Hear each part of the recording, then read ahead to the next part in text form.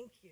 Welcome to the February 1st, 2024 Hamilton County Commission meeting. I'm going to ask everyone to introduce themselves on the dais. Christy Rischel, Assistant Clerk. Leslie Hervey, Clerk to the Board. Stephanie Summerall Dumas, Commissioner. Good afternoon. I'm County Commissioner Denise Treehouse. Jeff Ludo, County Administrator. Charlie Ennis, Prosecutor's Office. And I'm Hamilton County Commission President Alicia Reese. We always start our meeting with silent prayer, and followed by that, we do the Pledge of Allegiance. So I'm going to ask for silent prayer.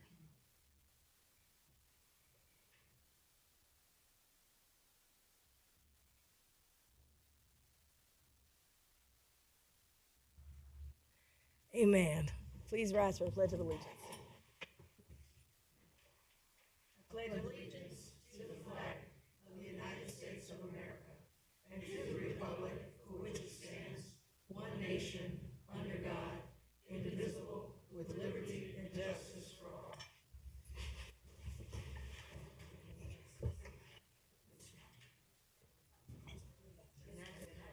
I make a motion to approve the minutes of the previous session. Second? Commissioner Reese. Yes. Commissioner Treehouse. Yes. Commissioner Summerall Dumas. Yes. Now we will go to public comments. I know we've got quite a few public comments. And I'm going to go to them, and then Mr. Aludo will have a PowerPoint to show some information, so when you speak, don't leave. That might be helpful, okay? All right, we're going to start with Tina Gutierrez. If I say it wrong, please correct me, and I apologize in advance. You have the floor for 2 minutes. Thank you. Well, thank you for allowing me and everyone else to speak today. My story is the same as everyone here, and I'm sure it's similar to all of you. We moved to Northside 30 years ago because it was the neighborhood we could afford. We purchased our home and fell in love with our neighborhood. We are currently on the homestead exemption, which does little to help us with an over $200,000 increase in base valuation. When we received our new tax bill, we were in shock and disbelief. How could this be? It is unfair and unjust to expect an already financially strapped homeowner to bear the burden of a $500 appraisal, which would probably not yield different results in this already inflated real estate market. The United States Bill of Rights protects us with a right to a fair and just tax system. And our Ohio Constitution prohibits tax rate increases of more than 1% per year unless voters approve.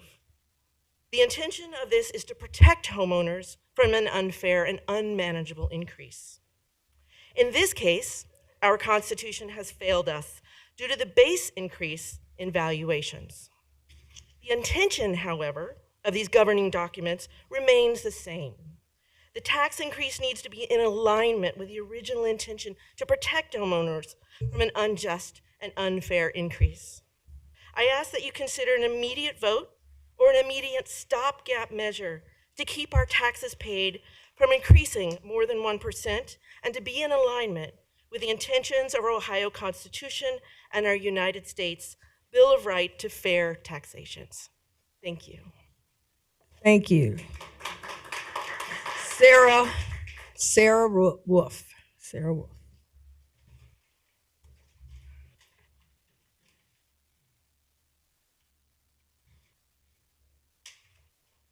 Good afternoon.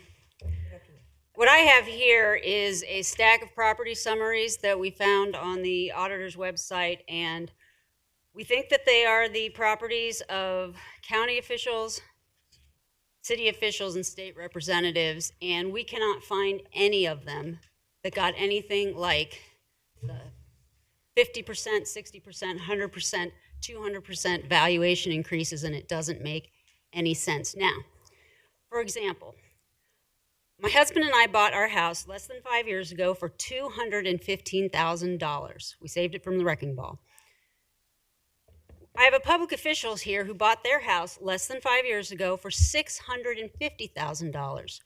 Our new valuation is $700,000, and they didn't get anything, Nothing. So now my house is valued at $50,000 more than a house that she bought for $650,000 is. And we're finding this across the board. And we know that the auditor didn't even do these valuations. Local people did not do these valuations. They hired an East Coast-based government solutions company to the tune of, listen up, $5.9 million taxpayer dollars. We have the contract, and we're going through it now. So we would expect that an East Coast-based company would see our houses a lot more than they are worth. I mean, sure, my house probably is worth $700,000 in New Hampshire. But we would also expect to see this kind of across the board, and it makes no sense. We're going through some of these assessments, and even street to street, it just doesn't make any sense how some people are getting whacked and other people don't seem to be unscathed. And that's what we would really like you to look into. And we would like to see if this report was taken and anybody at the auditor's office, finessed it. I don't know. I'm going to give this to an investigative reporter to find out, and we hope that you're going to be on our side. I didn't come here to yell at you. We really want you on our side to fix this thank you. at the state level. I'm sorry. Right, and homeowners are now united, so. Thank you very much. Greg Wolf.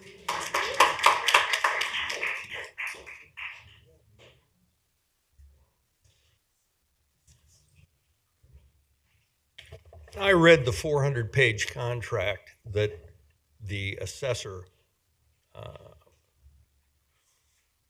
did with, I believe the name of the company is Lecture. It was outsourced for $6 million, as Sarah said. We don't know why this particular company was chosen. We don't know if they were the lowest bidder. We don't know if they promised to squeeze the most money out of the hapless homeowners of Cincinnati. We don't know. What we do know is, and this is advertised in all of this company's propaganda, that they use a method called multiple regression mass analysis. Do any of you know what that means? I didn't. I looked it up. It's a theory, a statistical theory that says you can predict the value of something by looking at other things. You can predict the value of a house by looking at the neighborhood, what another house in the neighborhood sold for, how many bedrooms, that sort of thing. It assumes that houses are a fungible item. They're like candy bars, they're all the same.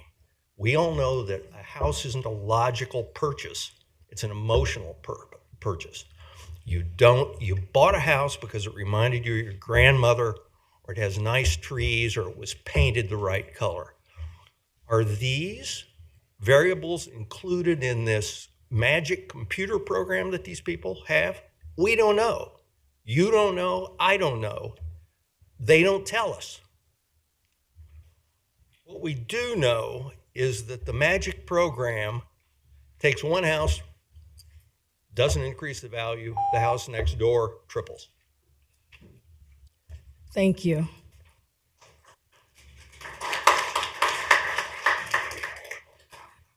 Janine, is it Bringalum? Got it right, all right. Hi, I'm here to ask that you do anything you can to help seniors and poor people stay in their homes.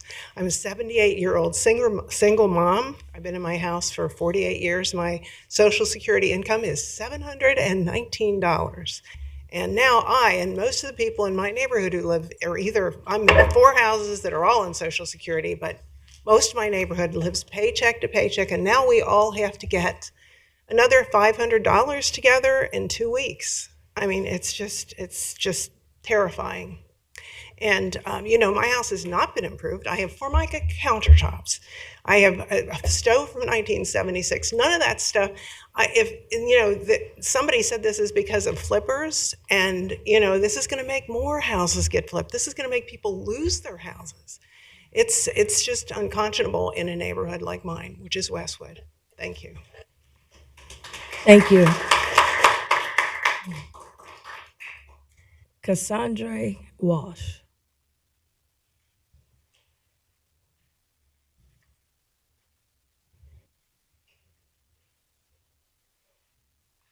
Hi. Thank you for allowing us to be heard. Yes, my name is Cassandra Walsh. I live in a planned unit development in Mount Airy. I retired from P&G, but I also now have a part-time job throughout the year to pay my taxes. I'm hoping I don't have to ask for more hours at this point as my property taxes continue to increase. My property taxes increased. What's really disturbing to me is that my property taxes have increased, yet I pay more in property taxes than any of the larger units that across the street from me, not any of them, than several of the larger units across the street from me with much more square footage. The inequity is just so disturbing to me. It just doesn't seem right that I have the second smallest unit in the planned unit development, and I'm paying more than people that that have much more space and much more. I mean, I'd love to have a bar in the basement. I'd love to have a family room in the basement, but I chose what I could afford, and I would like to stay there. I would hope that you all would please consider the inequity of all of this. You're hearing some of it, but just from those of us that are retired, I don't want to have to go back to a full-time job. I hope I don't. Please consider it, please. Thank you. If anyone wants to speak, we have a card to fill out if anybody wants to speak. Okay. Next is Ruthie Lincoln.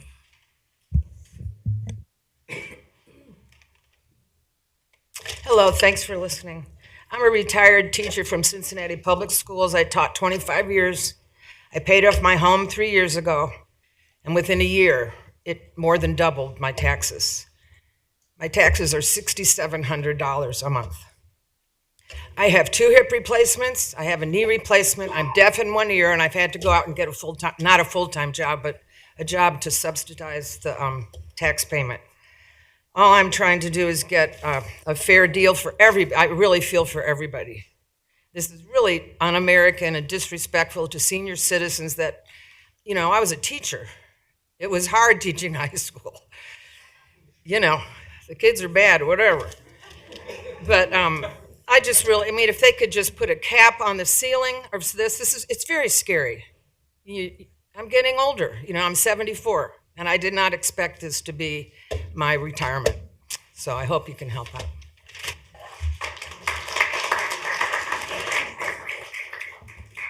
Okay. Ruthie, that was you, right? Okay, thank you. Latasha Shields. Thank you.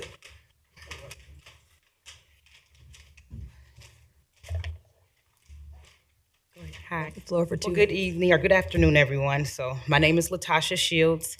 I'm 35 years young, and I was excited about purchasing my first home. I live in Walnut Hills. Hearing everyone's story, you know, they have 30 plus my senior, and just knowing I have that to look forward to is it's sad. Like, a lot of people spoke, and they spoke very well about this matter. It's like justice is not served for anyone. And I have this to look forward to. But my question is, you said that it was a mandated government property assessment done that's completed every 6 years. But you also stated that there was a formula that was flawed from the start. How can we go about fixing that? We'll answer your question after each of the speakers. Okay. Do you have anything else you want us to know about? You know, just take everyone's story into consideration, and just also know we're trying to be better. We're trying to, you know, I'm college educated. I tried to be a rightful citizen, pay property taxes, pay bi-weekly taxes with my job and things. It just doesn't seem fair all around. So hopefully justice can be served. Thank you. Thank you. Connie Frick.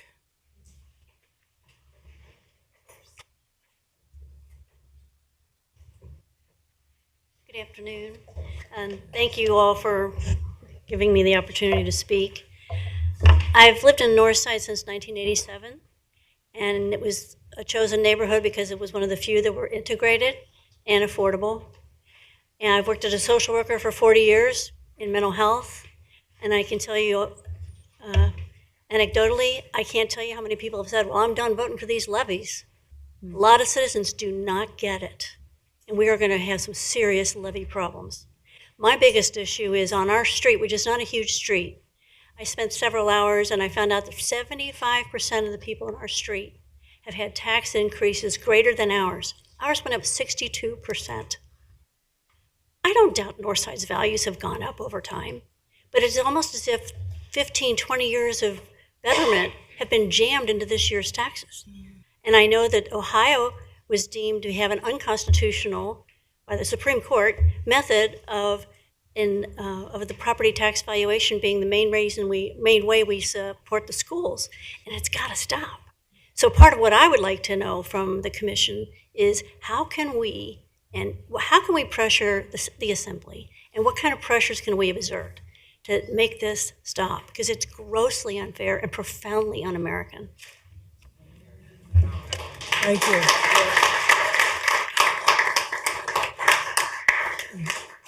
Julie Murray. Good afternoon. Thank you for allowing us to speak to you. I'm a 79-year-old, single, self-employed in the service industry woman, which puts me at the top of the tax code in every respect. 34 years ago, I purchased my first home in Clifton Heights because I wanted to live in an integrated, in every respect integrated neighborhood. Young, old, every nationality. I thought I was doing a really good thing, and I've been very happy there. Every time interest rates went down, I took out money to improve my property.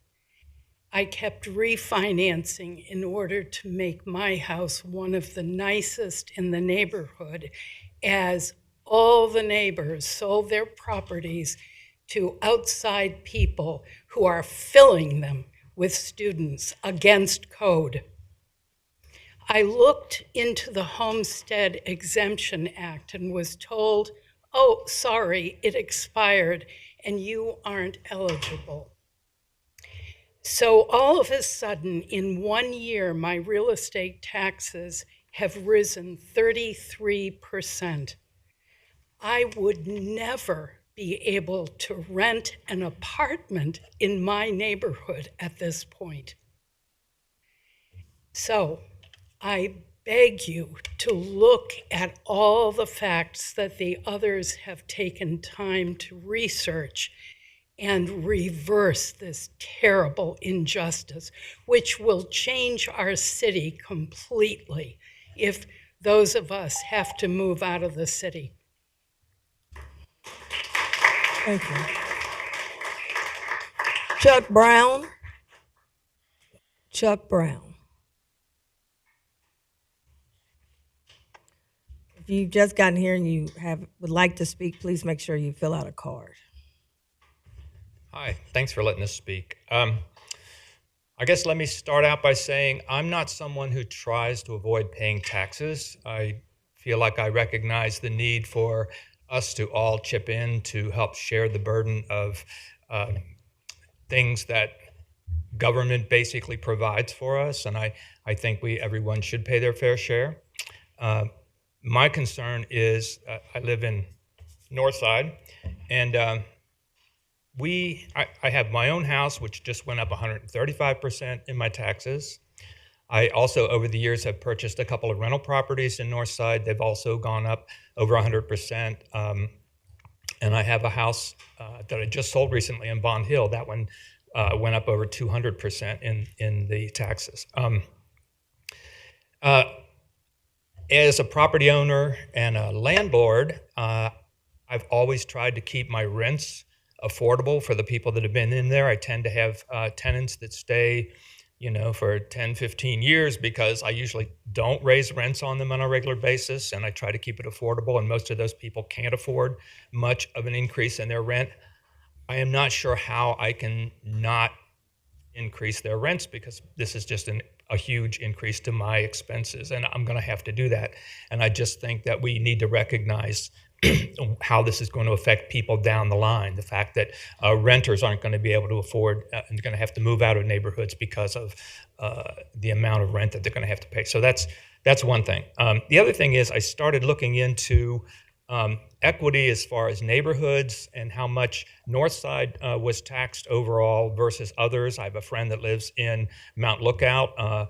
His house is really nice, probably worth close to $1 million. His taxes went down. I looked it up. It went down. I can't figure out how they decided to, which neighborhoods would go up and which ones would go down. But I noticed a lot of the East Side neighborhoods did not get hit the way that our neighborhood and others like it did. So Thank you. Thank you. Thank you very much.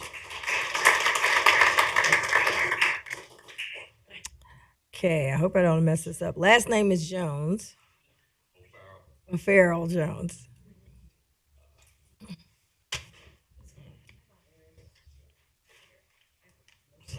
How you guys doing today? If I can keep everything in order. We won't start till you get your papers together. Yeah, my name is O'Farrell Jones. I stay in East Walnut Hills. It was one thing that I was trying to figure out how they came up with the raise of the taxes. And one thing that bothered me was I'm getting Social Security, I'm retired from the school board. Our raises is 3.5, okay, 3.5%. So that's all we get. So how can they 4 times my property taxes? They went 4 times up on my property taxes. And I'm retired, disabled with a disability. So there's no way for an increase in my income. So they're saying that people who can't pay it will lose their homes. Now there's a lot of stuff going on up in East Walnut Hills, up on McMillan and Gilbert. Now that's McMillan and Gilbert. These are people who invested their money, thank you, and they invested and opened up businesses. If you want to tax them for their business, that's one thing. I don't have a business. I live off one income, and I want to stay in my home. And they really made a hardship of it. So I just want to bring that to the attention that, nobody deserves that type of raise. Okay, thank you. Thank you. DJ Key.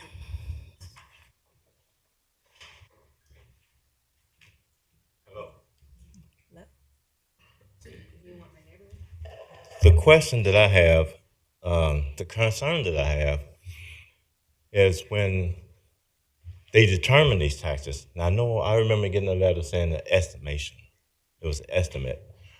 But I didn't get a letter saying how or what was the process.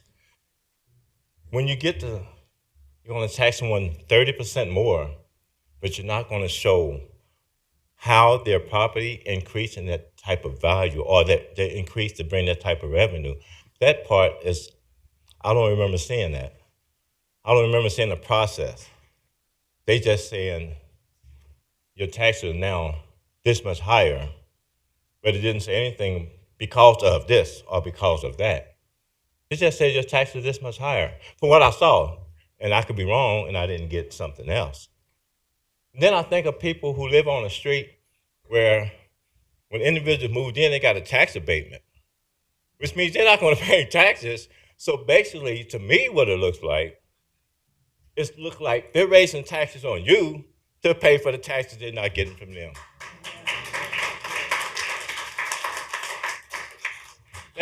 That cannot be legally right.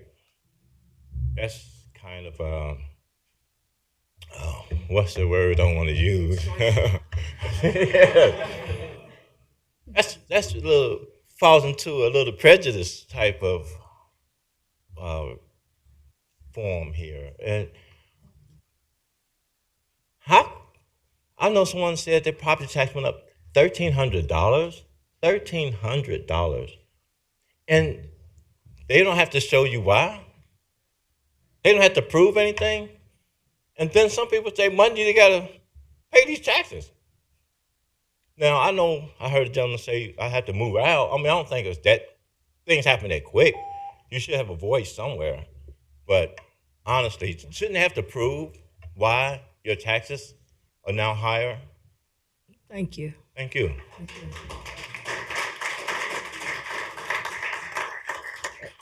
Leslie Clem.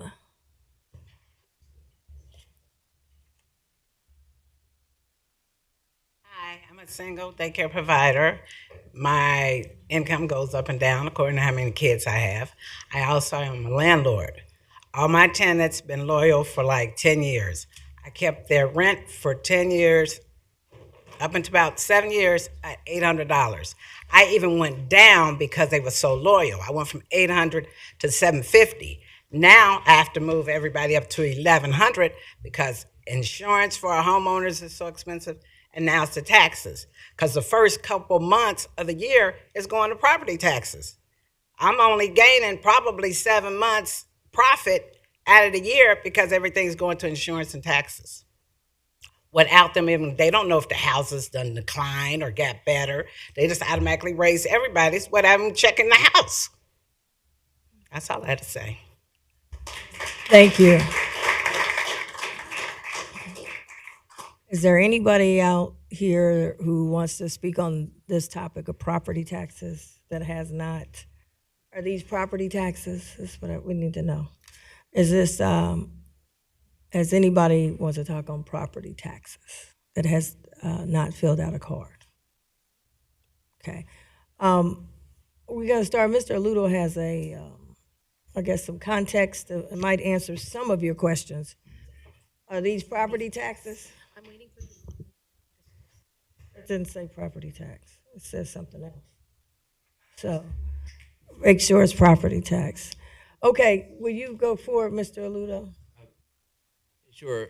I'd be happy to, Commissioners, and just want to say I'm going to try to go through this very quickly because the presentation I have was put together from a couple of different sources that we have, kind of stock presentations on some things. I think the people here in this room today are pretty educated on this topic.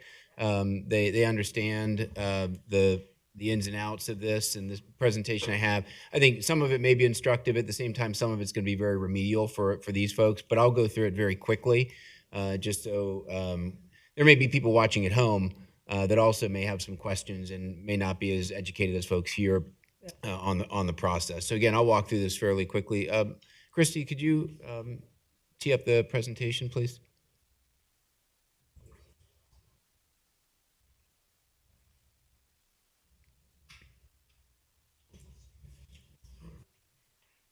Okay, so just walking through this very briefly. This is, as we've heard today, we know that taxes are up throughout Hamilton County. We know they're up throughout the state of Ohio. On average, the valuations in Hamilton County are up about 28%. They were up about 41%, I think, in Franklin County. They were up over 30%, I believe, in Butler County and Claremont County as well. We know that the driving forces behind this, as we've also heard today, have to do with the very overheated housing market over the past couple of years. Some of which, and we were having a conversation about this the other day, and I think some of the speakers got to some of this today, is that in many of our neighborhoods, we are not seeing housing anymore treated as just a place for people to live. There are investments that are invested and turned over constantly that's driving and spurring some of this very, very rapid growth in housing. And again, this gets into a little bit of the technical side of it, but I think the folks here understand this, that the valuation is not directly tied to your taxes. The valuation may go up at a certain level, your taxes may go up at another level. And a lot of that is tied to the portion of your bill that is sensitive to valuation changes, as well as how your bill changes and how your valuation changes relatively to others in the community, as well as whether there are levies added over that time period.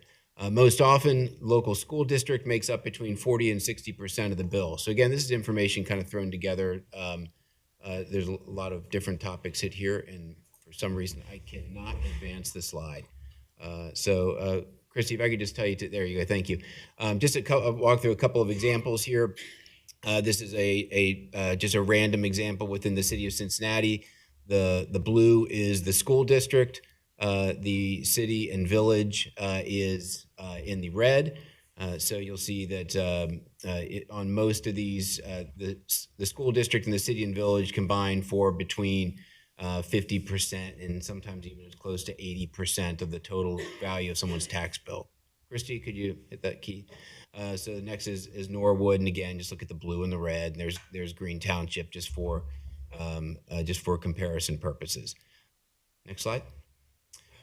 So just in terms of what the Board of County Commissioners controls as it relates to property taxes, from a numbers perspective, the board controls roughly 20% of the average tax bill, and this would be for things like the Children's Services Levy, services for abused, neglected, and dependent children, the Senior Services Levy, services to the developmentally disabled, mental health. So the board will place these on the ballot. They're ultimately approved by county voters. I think from an administrative perspective, I would echo one of the comments I heard today, that as we see aggressive increases in valuations and in taxes, I don't think anyone would question the value of these services, and there does become a concern about the viability of levies as we move into the future, especially when you consider that many of these levies contain requirements of the Ohio Revised Code that if a levy were to fail, would become an obligation of the county general fund. So these are not just things that in many instances, not just things that the community wants to do, but they're things that the community has to do, and this is how the community over time has chosen to pay for these. One exception is the inside millage, which for the county is something that does increase as valuations go up, and that's roughly about 4% of someone's tax bill. Christy? Again, the board doesn't control the majority of the tax bill. It also, and I think folks here know this today, that the Board of County Commissioners does not control the valuation process or the tax bill process. Doesn't control the millage set by schools, libraries, parks, or other municipalities or townships, or the timing of when bills are due.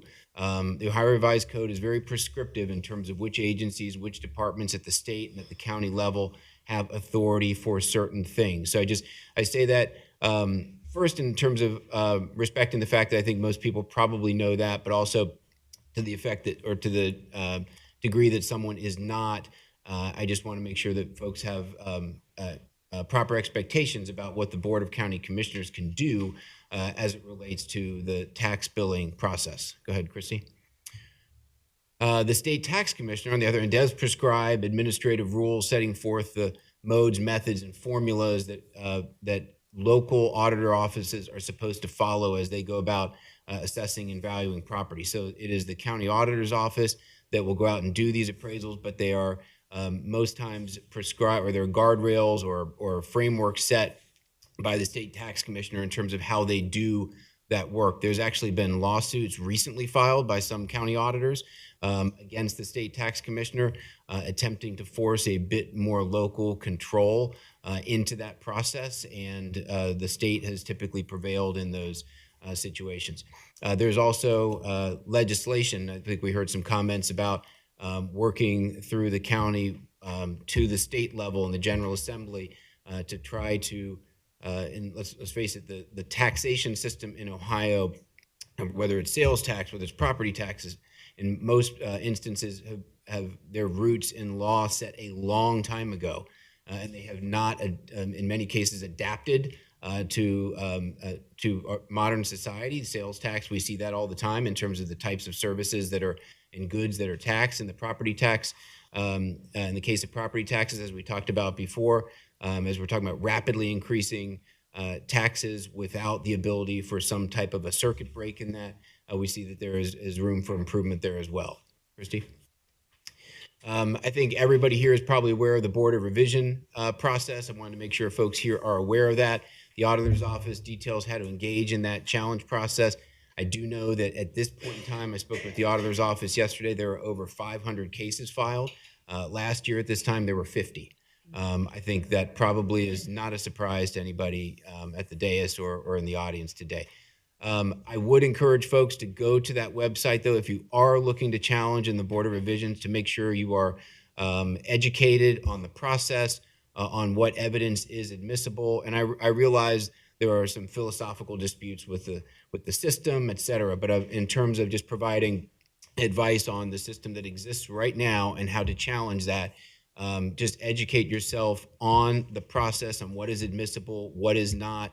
Ohio law typically limits a person's challenges to once every 3 years. And I've talked with the auditor's office, what we hate seeing is someone come in, they're uneducated on the process, and they get an unfavorable decision and they can't come back. We don't want to see that happen. There are some things you can do to improve your chances of success. Christy? And this again is that County Auditor's Board of Revision website. I know they are taking applications for hearings through applications through March 31st. So there is still time to file that process through the Board of Revision. Madam President, I'll defer back to you. I'm happy to answer other questions, but I just wanted to get through this quickly just to allow the board time for a dialogue and discussion. Yeah. First of all, I want to thank all of you for coming down here today. And each of us will get a chance to speak, so we'll be speaking on each of us are elected individually. So I think it's important that each of us speak on it individually. Let me say that I'm just as mad as you all are. I'm getting calls and reports, senior citizens, it's even hard on staffing down in the treasurer and the auditor's office. I'm hearing seniors, they said, are on the phone crying about holding on to their homes. I want to be very clear that this is a very important issue to me, and I'm trying to figure out what else can we do.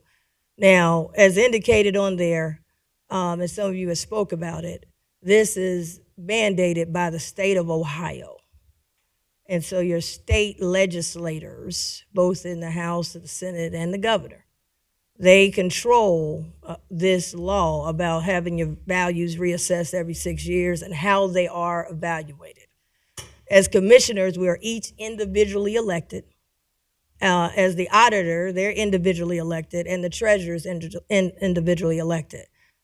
Some of these state laws, though, we're like McDonald's. We're a franchise. You can't go and create a different Big Mac. You got to do the same thing. So when the state comes and says, this is what the auditors have to do, et cetera, that's kind of what I'm told has been done. I knew that this day was coming. We all knew it. It kept saying it's going to be one of the highest reevaluations in history. And I continuously have come here and said, we got to get ready. What can we do? What can we do? What can we do? And so some have said, well, the valuations are not tied to exactly how much your taxes are going up, but taxes have gone up. I don't care if it's up by $2, it went up. And I was very concerned about that. As the county, our county portion, because the voters, you did go to the ballot and there was a vote on the stadiums. And that contract, 1997, has on the first line that on March 19, 1996, the voters approved a 1.5 cent sales tax increase to fund the construction of 2 sports facilities. And it has another part, and a property tax rollback. Now, the problem happened was that the advertisement, because I'm in marketing, said 30%. But when they went and did the contract, and none of us were here, but we have to every year vote on the rollback, they never put the 30% in the contract. So when we do the stadiums, the Bengals, all their stuff is in the contract, but the people are outside of the contract. And so there's only been 3 times that we've done the full 30%. And so I had said, and one year I was here, I pushed for it, we did the 30%. I had said, with what you're getting ready to face, I don't care how much it is, we should go for the full 30%. But we didn't do it.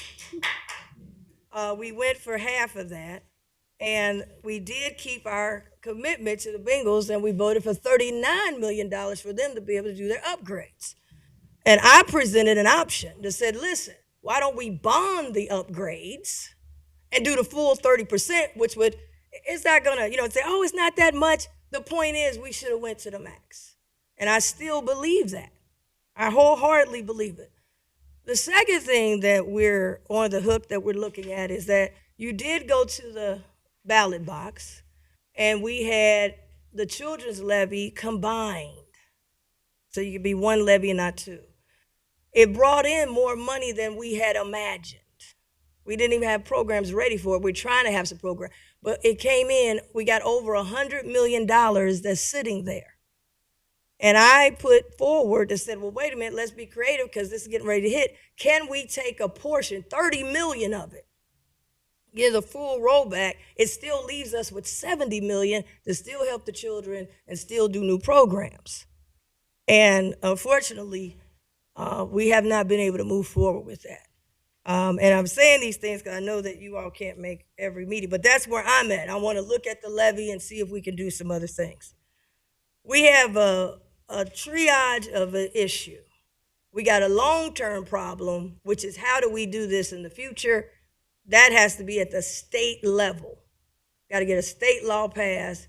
And we have been working, this board has been working, and we have a meeting coming up with the state delegation, all the state legislators from this area. And one of the things I said I want to put on there is the property taxes, particularly for senior citizens. I don't know why you got to apply every year. You're not, unfortunately, you look great, but you're not getting any younger. You don't get younger, so why do I got to keep applying? So that's one area. The second area on a long-term system is that this abatement system, and we don't necessarily control all the abatements. These are some home rules. But you're absolutely right. You come in with something new, you don't pay any taxes, and the people that's been there 30, 40 years, you paying prime prices. So we got to figure out a way. I've been researching some about reverse abatements or letting the abatements hit the whole street. But that would take home rules. These are long-term things. And unfortunately, your bill is due, next week. So you can't get long-term. They're not going to give you a break on long-term. Also, the treasurer and the auditor, and I don't want to speak for her, but she did come before us and she's trying to get the information out because, again, we're tied at what the state can do and what we can do. The other thing, though, that our board did do, and I'm happy that I championed for this and was supported by this board, was that first of all, we put $40 million in affordable housing, the most ever.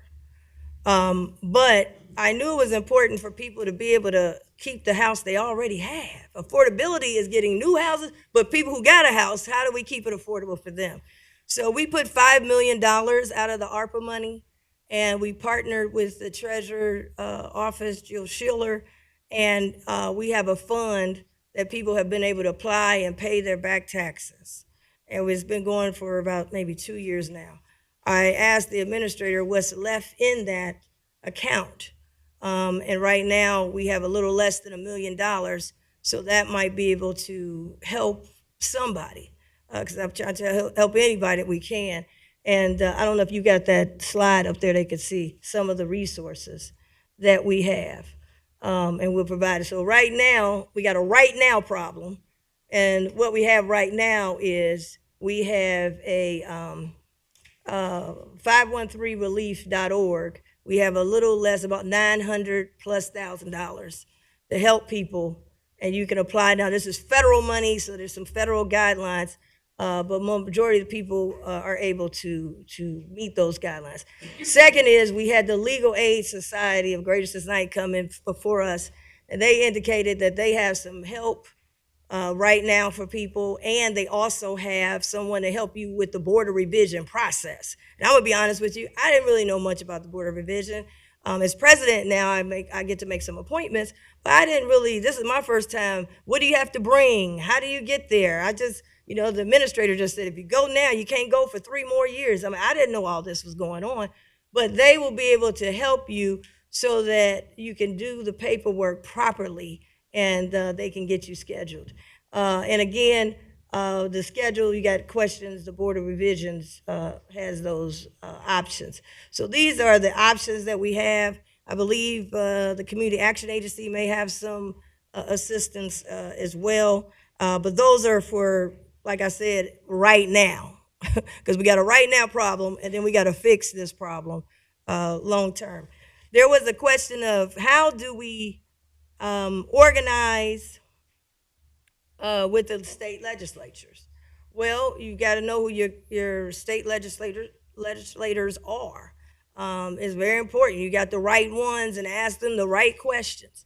And there's a bill that's up there now, and I believe Vice President Driehaus probably give you the bill number, that I believe has bipartisan support. But I want to give you a warning. These bills don't move fast. I've been up there.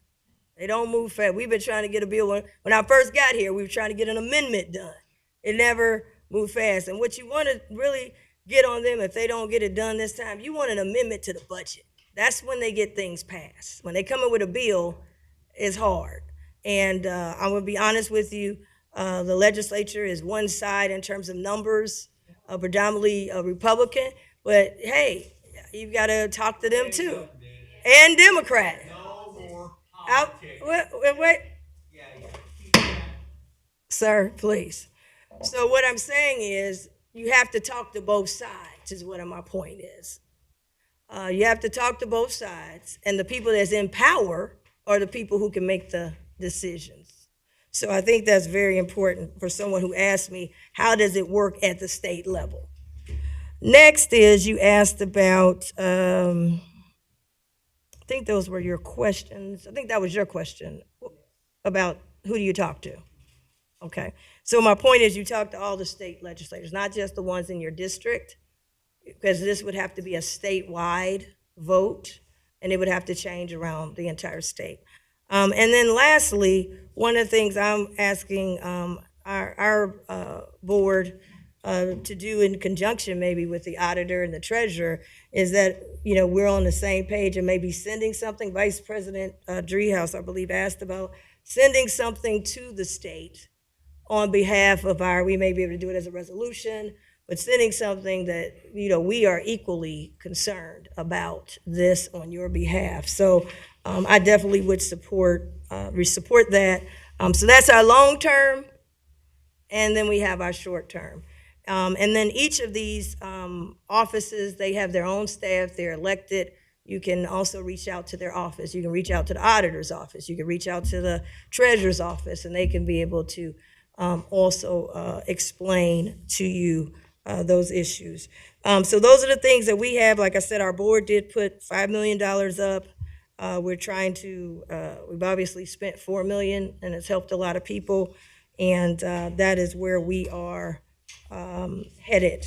So wanted to let you all know that. And then, like I said, we are looking at we'll look at all of our levies. We're looking at the children's levy. They'll be coming, the TLRC will be coming to talk about that. I want to be very clear. I want the levy to help with the children. We've put over $4 million ourselves out of ARPA money. I want to do all of that. But I don't want it to be where we're hoarding over $100 million and we don't have a use for it. And I'm saying keep 70 million of it, but maybe 30 million we might be able to help with relief. And how do we do that? Because only the homeowners pay for the levies, so the rebate goes back to the homeowners. Okay? All right, with that, I'm gonna open up to Vice President Driehaus. Thank you. Thank you all for being here. Your testimony helps not only us understand where you're coming from as our constituents, but it helps inform us as we talk to I talk to the state legislatures all the time, and it's helpful to have your perspective folded in with what I'm getting through the mail, through my emails, through the phone calls. Many of your fellow constituents, many of us, were very surprised to see what was going on with our property taxes. And so, and some of you mentioned this, so I'm going to talk about two things. One is the state piece, and then the other one is the local piece. Because ultimately, and you all recognize this, the policies and the ORC, it's at the state level. The policies are set there. And so we're automatically at a disadvantage because we have no control over that, over what the ORC prescribes for the auditor to do and the treasurer to do. We have to abide by that. And so we don't have any authority to change it. But the legislature does. And so I think from where I sit, the state has created the issue, and the state should solve the issue. And one of the primary issues, and I think maybe you said it, is the way we fund our schools. And it's unconstitutional, and it's been unconstitutional for 20 years. And we had a case, and the Supreme Court said it's unconstitutional, and we're still funding schools that way. And what happens is the state doesn't adequately fund local schools, and so you have to do it through levies, through property taxes at the local level. And so it's designed to have these high property taxes at the local level because the state's not doing their fair share when it comes to school funding. That is what the Supreme Court said, and that is what I believe as well. So for me, and I too was a former legislator, this is an argument we've been having for quite some time, but it's come to a head because it's playing out here when it comes to property taxes. The other thing is that they are doing evaluations in the term of 1 year. There is a different way to do property evaluations. You could do it and spread it out. And it would moderate the increases to your property values if, say, you spread it out over 3 years. So there's a bill in the legislature right now that suggests just that. Don't take a 1-year snapshot. The market has gone up. It's gone up for a certain period of time, but if you evaluate that over 3 years, that spike is not going to be as high. So there is a bill, and I've got the number, it's House Bill 187, that says go from the 1-year method to the 3-year method.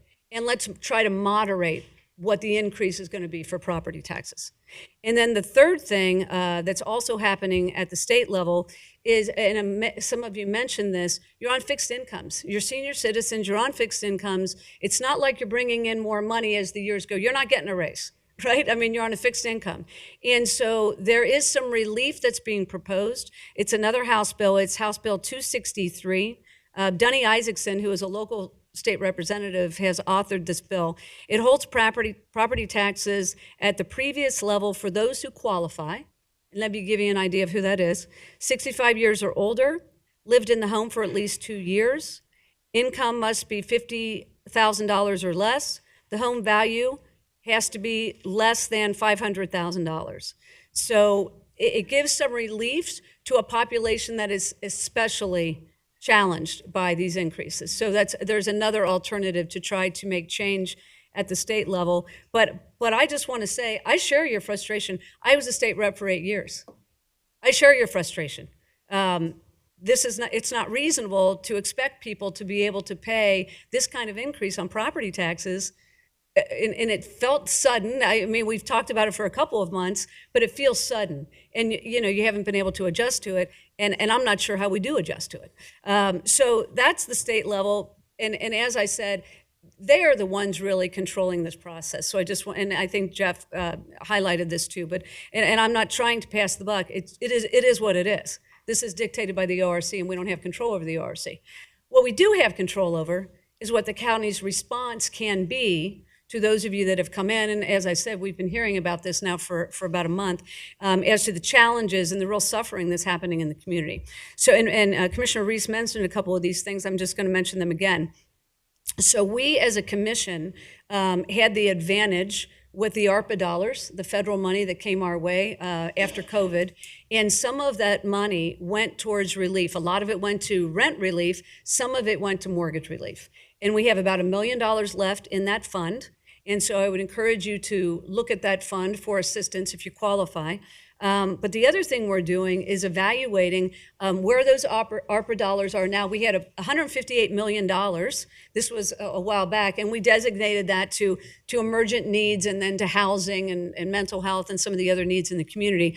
But we are going to reevaluate what we have that has dropped down to the bottom that went unused in some of these different categories and reprogram that money. So some of that money can be reprogrammed to bolster the mortgage relief program. So that's something I know that we will be looking at. I think that report is due to us in a few weeks now, so not too long into the future, but we can reevaluate that and make this one of our priorities for the remainder of that money. And the amount I'm talking about is probably a couple $1 million, something like that. So that's one thing that we can do.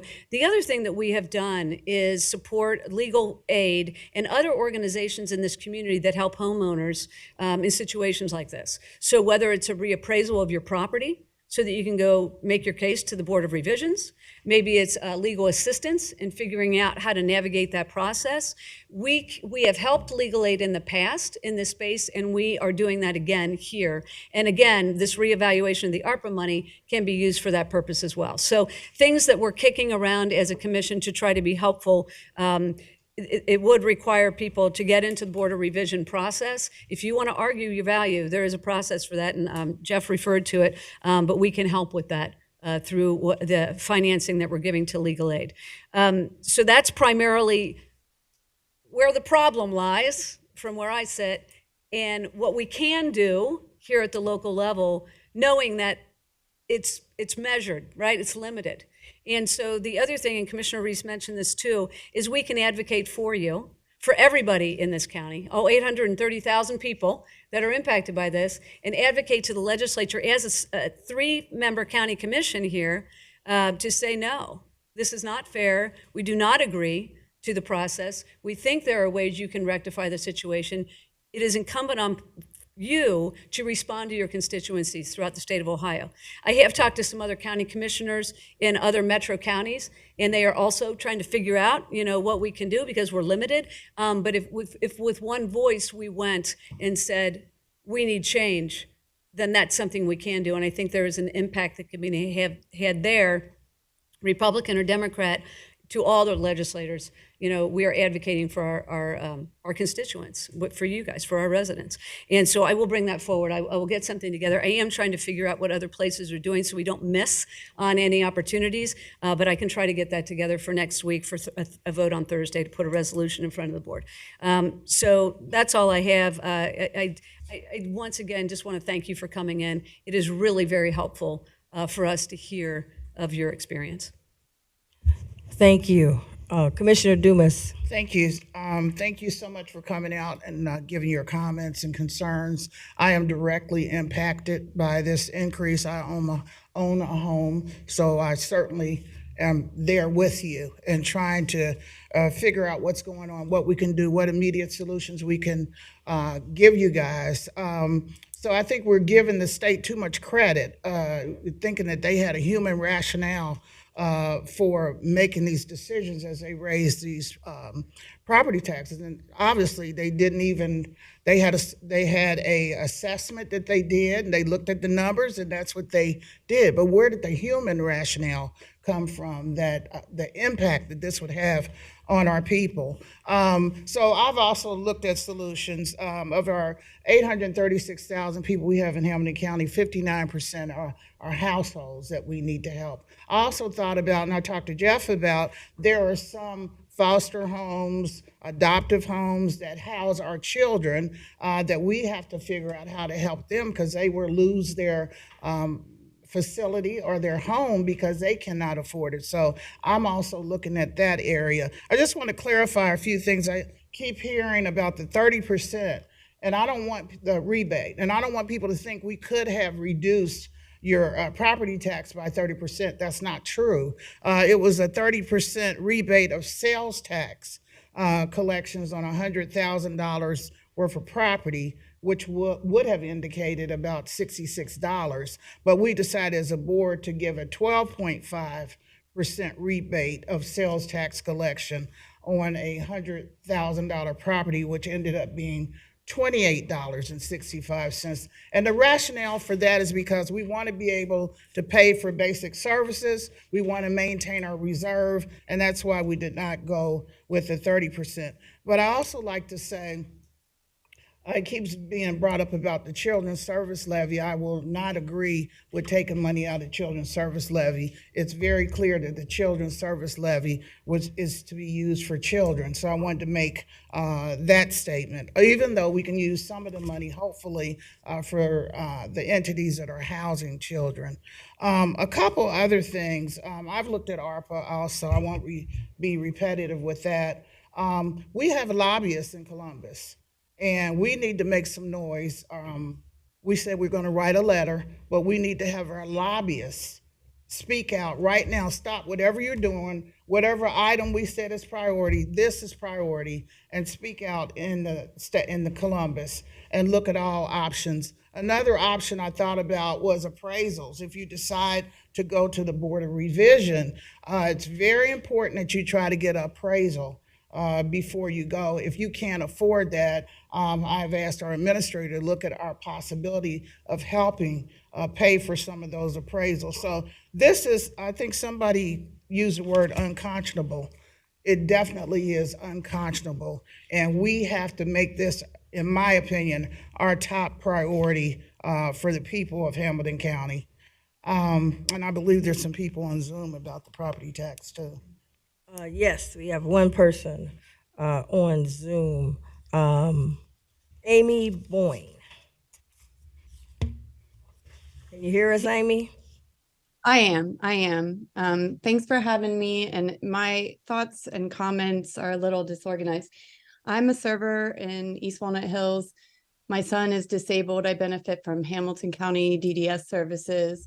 I live on what I deemed septic island. So I've spoken to many of you before.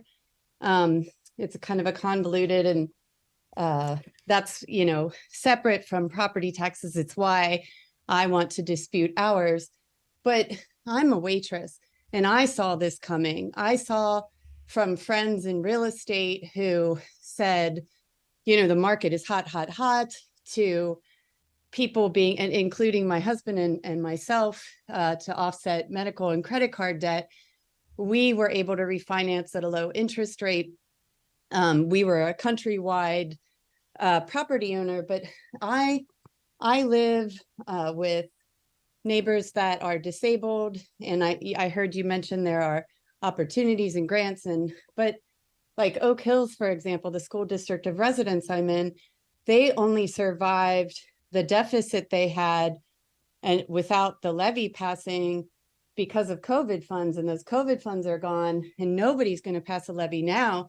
And I think it was disingenuous of counties and real estate agents and everyone in the community wide that was watching these price increases and not saying, okay, we've got a police levy, we've got Hamilton County, or, the library, the zoo, all these levies. And I'm as liberal as they come. And I was very hesitant to vote yes, because I saw the writing on the wall. And so I'm kind of aghast at everybody's surprise. Like, my house value went from 105 to 130. I live on Septic Island. There's undisputed combined sewer in my backyard that I've been dealing with separately. So, but like there's a blind woman on the corner who's on a fixed income. There's so many circumstances and there's only so many resources. So I just hope that Hamilton County is really focusing on the renters that are going to be impacted, because their rents have already skyrocketed exponentially with only 2 minimum wage increases, and school levies are going to be impacted. And my son's autistic. Amy, I'm sorry. We have a 2-minute Sorry. piece. Yes. Thank you for Thank you. And thank you for your patience. Appreciate it. Thanks. Thank you, Amy. We want to thank all of you for coming down. I want to say I stand by what I said. I do believe that we should be fighting for every dollar that we can try to get you a discount on. If the discount's not that much, then we would have passed it. So, but we've got to keep trying to have all hands on deck, I think is the reality of this. We do have some resources that might be able to help you right now. We'll be looking for the resolutions and the lobbyists, all the folks that have to deal with the State House, but State House does not move very quickly. But you should reach out to the State House because that's who's going to be able to fix the problem long term. If you have questions about the Board of Revisions, what that process is, we gave you legal aid, and we will continue to fight on your behalf. Just wanted to tell you thank you for coming down, because it's not just numbers. Sometimes people get the paperwork and they say, oh, it's just a number, this house, this house. This is people, families, memories, legacy. And we want you to be able to afford to live in Hamilton County. Affordability for us is not just getting new affordable housing, it's being able to also help you afford to keep the house you already have.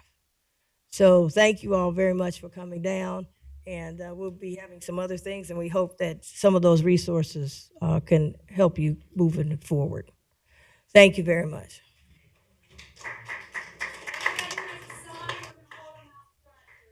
Okay.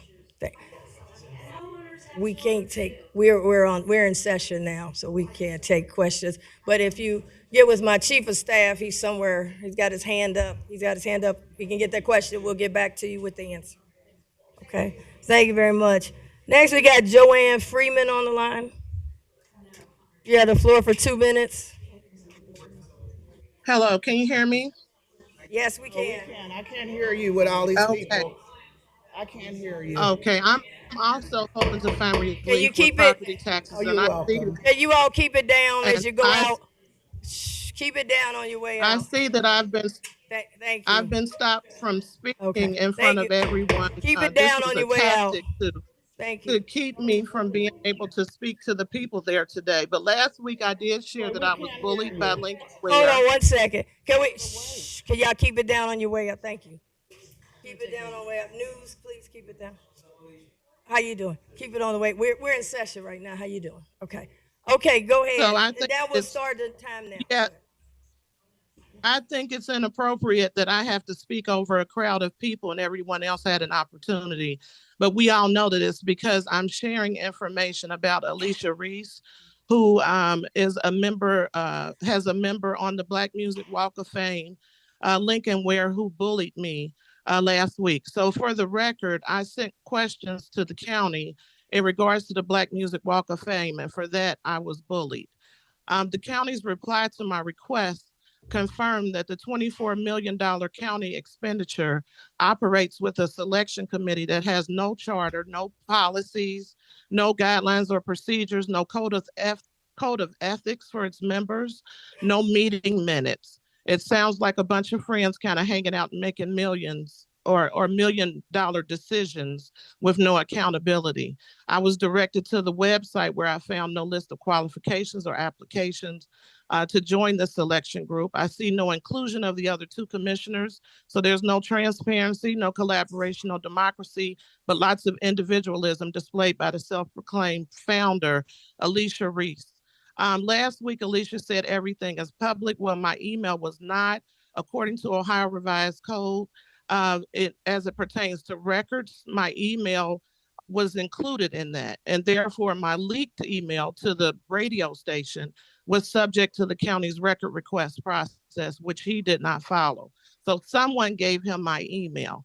But considering the zeal with which he defends and promotes Alicia while vilifying others, it's pretty obvious who shared my email request with him as a tool to slander publicly.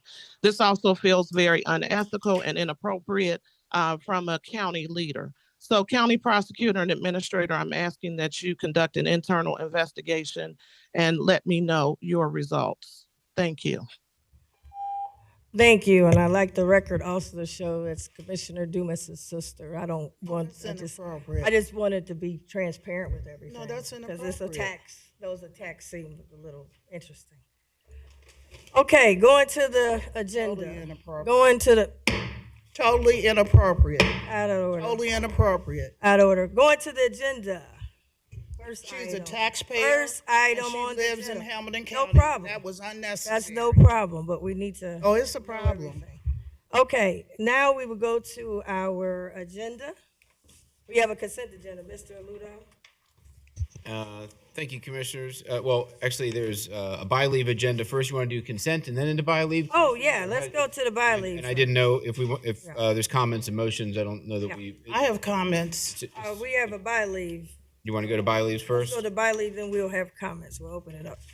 All right, Commissioners, I have two by-leaves here for you today. If I can get my papers in order.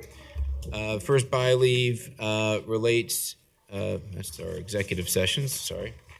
First by-leave relates to the capital repair program at Paycor Stadium. This is the same item that we voted on, the board voted on back on December 14th. This just establishes the budget for that. It's no different than what the board had previously voted on. It just puts aside the appropriations of the projects that come forward can be funded. Board or the administration recommends approval. Open it up for anything on the by leave. Any questions or discussions?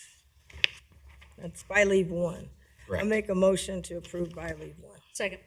Commissioner Reese? Yes. Commissioner Dreehouse? Yes. Commissioner Summer Dumas? Yes. Thank you, Commissioners. The second item is by leave number 2. This is a resolution accepting the lowest and best bid for two contracts. This is with Cellhorst Equipment Services and with Richard Gettle. This relates to pile work and demolition work for the plaza extension down at Paycor. I do want to highlight that this is, to my knowledge, so just wanted to I'm open to correction on this by Robert or others, but I think this is the first time that we have advertised bids at Paycor Stadium with an MBE target. That we have firms coming forward who are meeting or exceeding those target goals for both Gettle and Cellhorst. Are they meeting or exceeding the MBE requirements on those projects? So just want to say, as we start to add those MBE targets, WBE targets, SBE targets in as a result of the disparity study, we're now starting to see that pay off in actual contracts. So I just wanted to highlight that for the board. Okay, I'll open it up. Any questions on by leave 2? No questions, but I'm glad to hear it. Thank you. Commissioner Dumas, any No questions? on number questions. 2? I make a motion to approve by leave number 2. Second. Commissioner Reese? Yes. Commissioner Dreehouse? Yes. Commissioner Summer Dumas? Yes. Okay. Commissioners, no further by leaves. I'm happy to go into the. Okay. Well, let's go. I forgot we didn't get the comments for the commissioners. Vice President Dreehouse. Thank you. I'll keep my comments short. I was going to mention that there have been a couple of lunches, the OKI lunch and the CVB lunch. We are partners with both organizations.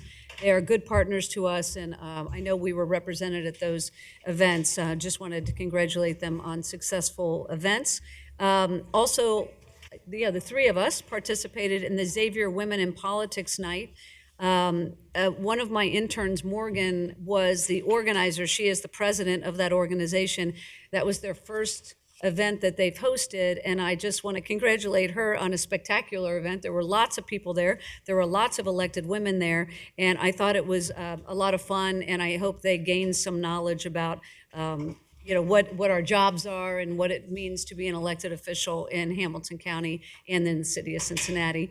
And then lastly, we were at the opening of the Sharonville Convention Center expansion, the expansion being named after Todd Portune, who was a huge champion of the Sharonville Convention Center over his 20-some years here on the County Commission. So I thought it was appropriate and very touching for them to name it after Todd. His brother Ned was there, his 2 kids were there, and I know it meant a great deal to them as well. So congratulations to the folks up in Sharonville. It will certainly, it timed out in a way where we will have less activity downtown, more activity up in Sharonville, and they're kind of picking up where the other left off. So super grateful that we could get that done in a relatively short time and that it's being used to honor Todd.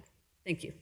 Thank you. And I want to say that I also attended that. I think all 3 of us, Xavier Women in Politics, did an excellent job, and Alyssa Blandford and her team, and it was a packed house. So the future is definitely bright. Also attended and was speaking as the president of the board at the Sharonville Convention Center.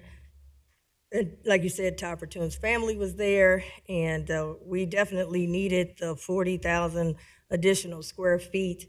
We're going to try to keep as many conventions that could fit in that space in Hamilton County, and Sharon Bill's ready to step up to the plate. Also had a meeting with Senator Sherrod Brown's chief of staff and new chief of staff, Sarah Benzing, and also talked to her about the issue of trying to, all of us I know are concerned about the safety complex and wanting to see if they could help us get the EPA to move along so we can try to close that project out. So I was happy to talk with them, and then also speak at the Convention and Visitors Bureau luncheon. So was excited about that. And then want to remind everybody that on Tuesday, February 6th is the State of the County, and we start at 5:30 with a reception, and wanted to put that out there. Commissioner Dumas. I have lots of comments. I noticed it was mentioned earlier about a relative of mine calling in, and that's the second crucifixion that someone who is related to me calls in and makes statements, and because they're a relative, they are crucified. So I just want to let everyone know in the community, no matter who you are, you should be treated fairly and not crucified, especially if you're a Hamilton County resident and you pay taxes. And I see you. And let me say, it's not a crucifixion. I know you say some strong words, and but when I'm attacked, but it's my. When I'm attacked, because normally you mentioned my. Well, you mentioned maybe go last, like you did my relative whose card was. Let me.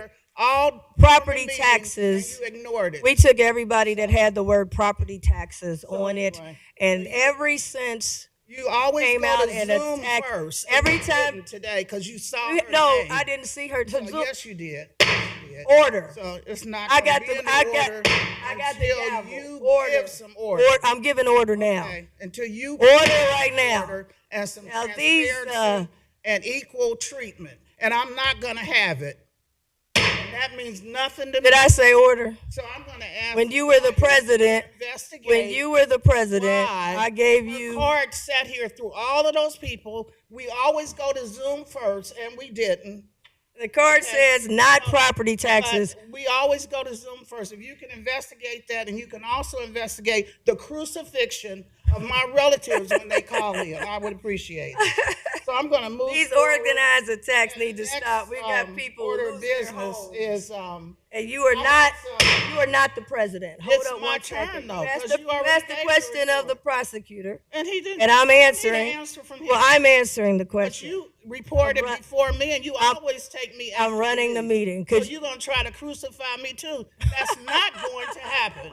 Not on my watch. You know you always go. This is ridiculous. You bring ridiculous. Anyway, I just want to mention some meetings that I attended January 25th through February the 1st. The White House briefing that I have every Thursday, and I'll be having one today at 4. The Emergency Management Executive Committee that I attended, and I also attended the Xavier's Women in Politics. Also, as was mentioned earlier, the Sharonville Convention Center, Todd Pertune, part of that convention expansion, the ribbon cutting and dedication.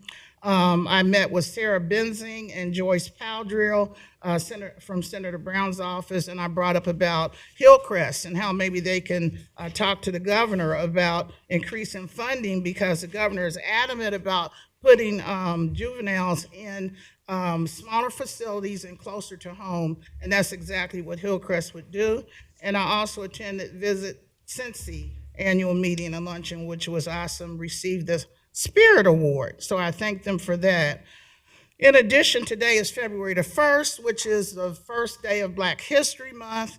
And I don't want to ignore that. I know the board has decided to celebrate it on the 22nd. The month will be almost over, but I will have 3 people for proclamations for that. But I want to just start out this month acknowledging Black history. We don't want to forget about it. Luckily, February we get one extra day, but we should be celebrating Black history all through the year. Black history is American history. It's not just Black history. So I wanted to make a comment about the Negro History Week, which started in 1926. Really, it was a Negro History Week that had 1 week to acknowledge and celebrate it. It started with Carter G. Woodson. This week was chosen because it coincided with the birthday of Abraham Lincoln on February 12th and that of Frederick Douglass on February the 14th, both of which we know so much about.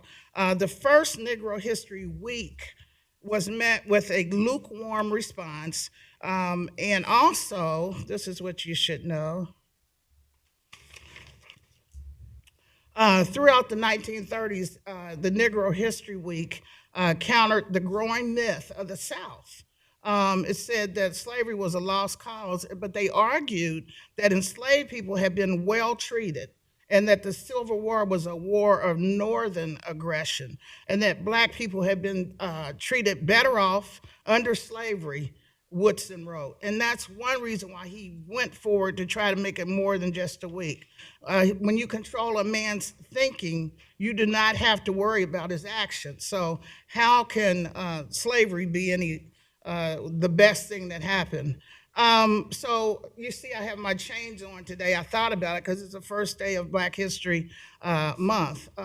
The chains were released on some people, but it did not release their mind. Their chains are still on their mind and their thinking. Unless we do that, things will not change. And believe it or not, Ohio was the first state to recognize Black History Month. And so if you fail to remember your history, you're doomed to repeat it. So in the process of thinking about Black History Month, I would like to do an honorable mention for someone who actually, their relative they work here and they have a relative who made history. And I'd like to do you have that picture?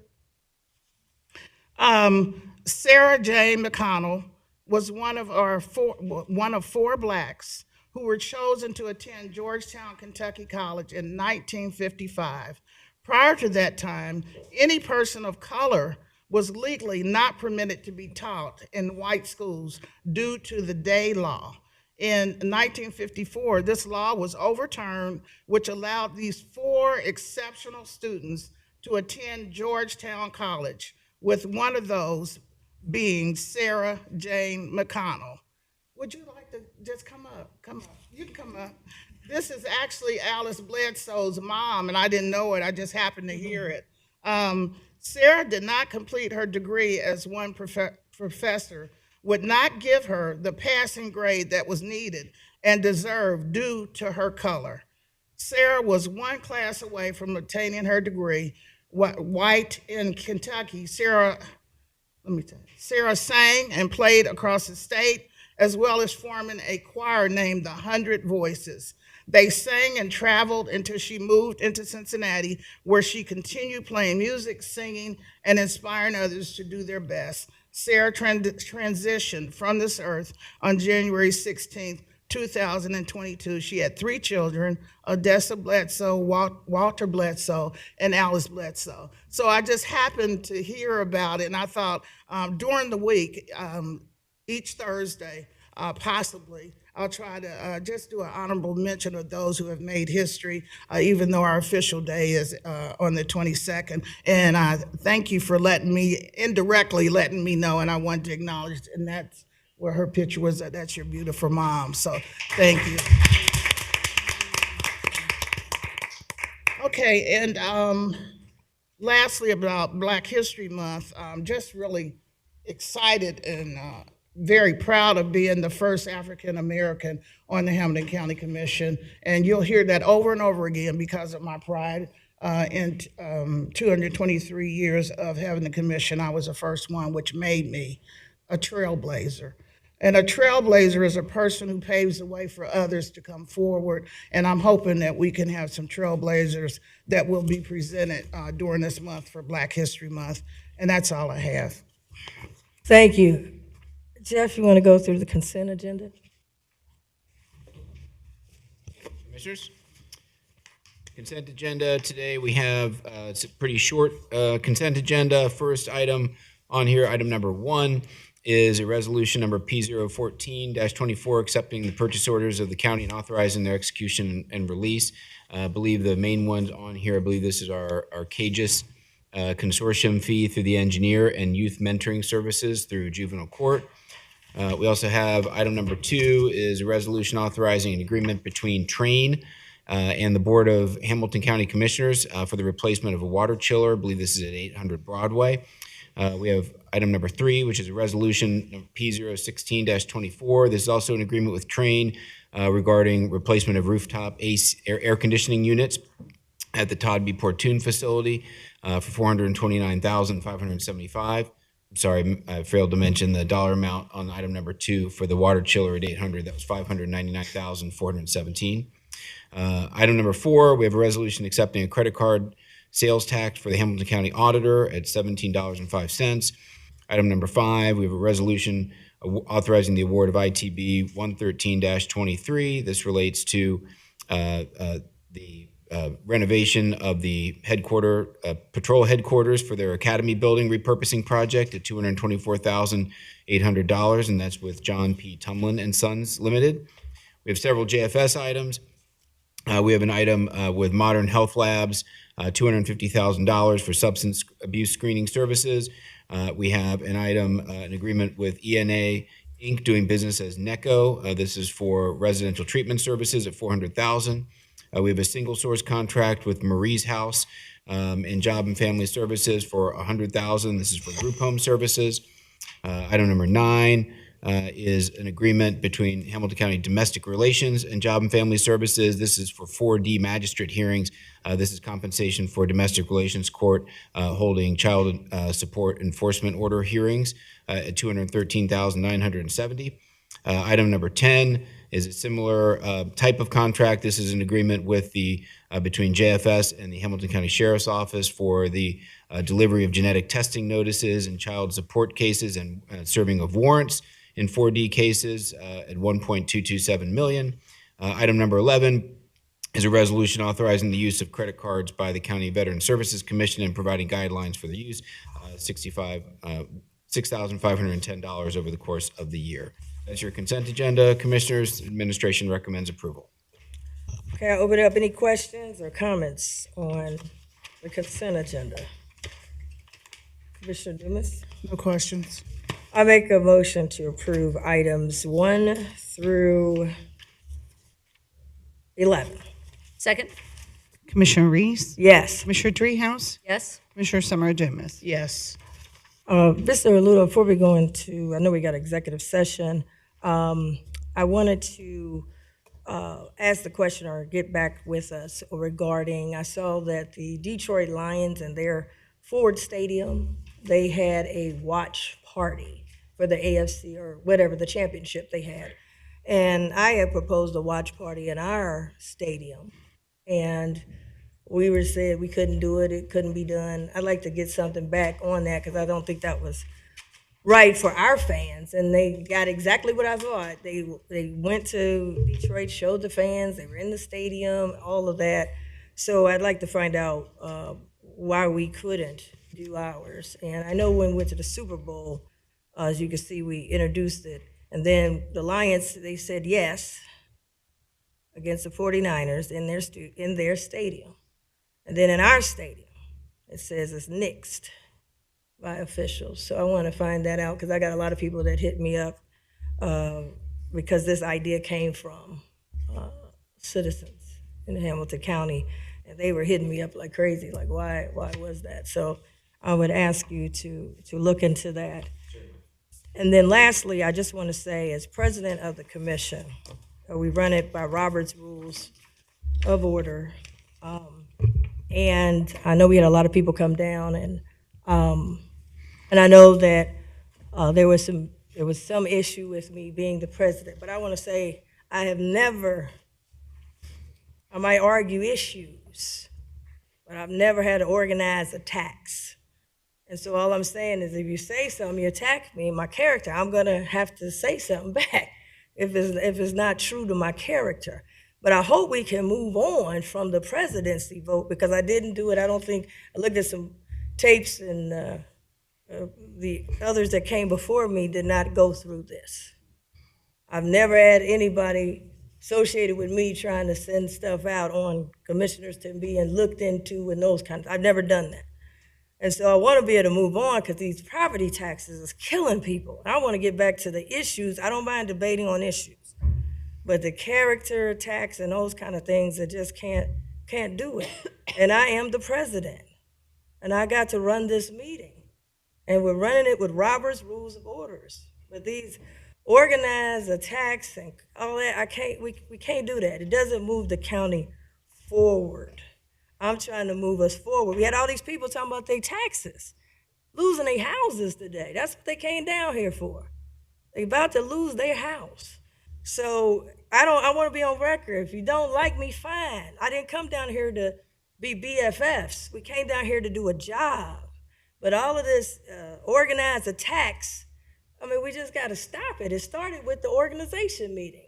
And I've never questioned Driehaus's leadership. I didn't question your leadership when you were president. I might disagree on an issue. I go hard on issues, because we all got elected, and we got different people that elected us, and we said we're going to do certain issues. But I just want to say that I hope every week we're doing the same old thing, and I'm not gonna stop moving forward for the county. These cards are what they said and how they said it. I got what was written on the cards, and we took everybody that had the word property tax. That's what we took. And we knew that property taxes people were coming down. And so anyway, I wanted to say that. I would like to put a motion forward now to go into executive session. I'd like to make a comment. Pursuant to section 12122G. I'd like to make a comment. We got a motion I'm in the middle of reading to discuss the we always make acquisition of comments property. before we go into executive session, because we don't I come started back. reading before. Well, I'd like to make a comment. I will defer and allow you to make a comment. Thank you, I appreciate it. So what I'd like to make a comment about, for whoever's listening, I happened to look over and see a name that was familiar, but it didn't even matter whose name it was. There are 3 people on Zoom. We always go to Zoom first. That would have been, what, 6 minutes? But we have a name I'm familiar with, wait until all these other people speak. So I guess that's just by coincidence. And then when we give our report, I'm the last one, which never happens. You always, so you have a right to change your mind or your protocol as the president, but I'm just saying, get ready. If you keep starting to make differences because people call in and holding grudges on people because they have an opinion, things are not gonna go the way you want them to go. Let me say this. When you were president, you wanted respect. We gave you respect. I want the same respect. I'm going to get the same respect. Now, these cards, we're running Robert's Rules of Order. The cards came in that said property taxes. There were the cards that did not say property taxes. If we don't always, it's not in Robert's Rules. We don't have to go, I'm running the meeting. That's the problem. You want to be the president, and you are not the president. I hope you start doing some other things. But since I've been president, we got to be real. You came in, you had a big thing, and then created this attack on my character. And let me just, you attacked my character after we had already voted on it. I'm not going to come in here every day and go back and forth with you. We need to move. No, I don't have time for you, because we're dealing with the public. We're dealing with, please. I make a motion, I make an executive session for. You mean when you threatened me? Nobody tried to fight you. You threatened me. Executive session pursuant RC section 12122G2 to discuss the acquisition of property. Do we have a second? Second. Commissioner Reese? Yes. Commissioner Driehaus? Yes. Commissioner Summer Dumas? Thank you.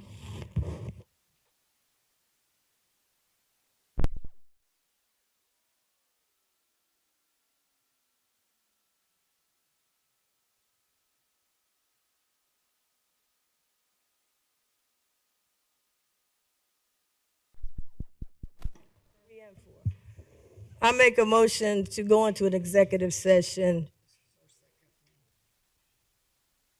Okay. Okay, so did we do G4 and G2?